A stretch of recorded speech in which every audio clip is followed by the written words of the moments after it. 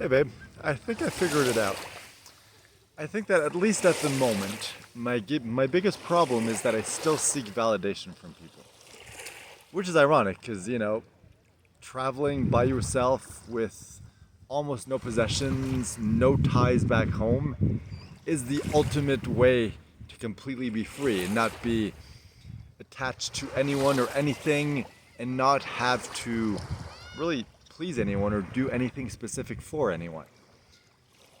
But I find myself in the same situations again. It's like, oh, I meet someone, we're like, oh, let's like we should do something tomorrow. And it's cool, and then I find myself waking up and just waiting, doing nothing because we're like, well, we said we'd do something, even though like I know, okay, everyone's on vacation, everyone's like doing their own thing, things are gonna come up, it's normal. Yet I find myself in these same situations again and again. And I think it's the same thing with the, like the sex thing, the like inability to perform to my full capacity.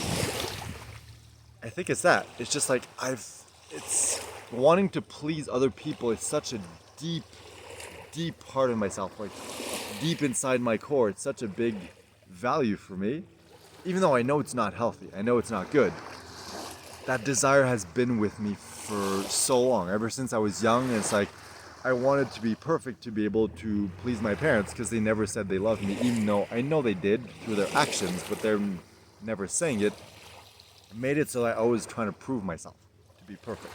And the same with my brother. He was autistic, he required a lot of of attention. So my way of handling this is, oh, I'm going to try to be perfect, not to be a burden for my parents.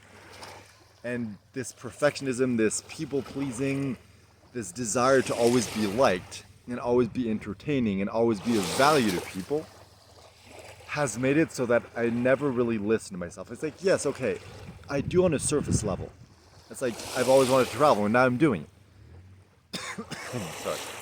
I want to be an author and I pursued that passion, but at the same time in like everyday life, like day-to-day things, even small things like this desire to always want to please other people is affecting me so much.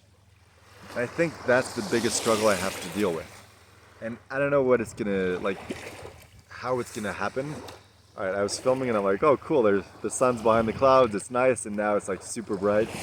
But anyway, I think I just figured that out. So like that is my biggest, well, I don't know if it's necessarily a problem, but at the moment it's causing me issues.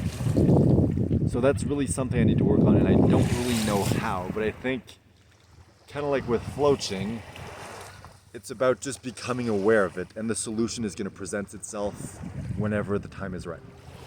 By the way, I know I haven't mentioned floaching, something that my friend Aaron and I came up with, which is a combination of flow and coaching. So it's pretty much coaching, but with no specific intention. We just speak, and whatever's meant to come up comes up when we have amazing breakthroughs.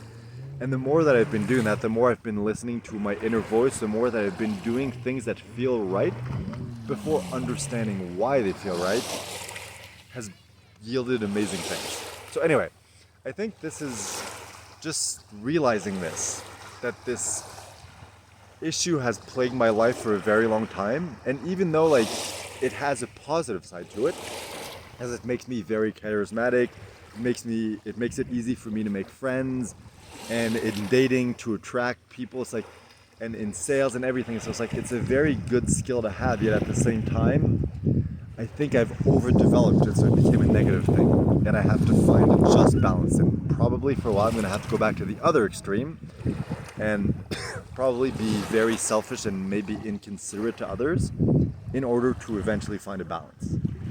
Because that's usually what I do. I'm the type of person who usually goes to extremes. And usually I'm more at one extreme, and then I'm like, okay, that's not working, so let's go to the other extreme, test that out, and then eventually I find a balance. So I feel like maybe I'm gonna have to do that. Hopefully not, but we'll see.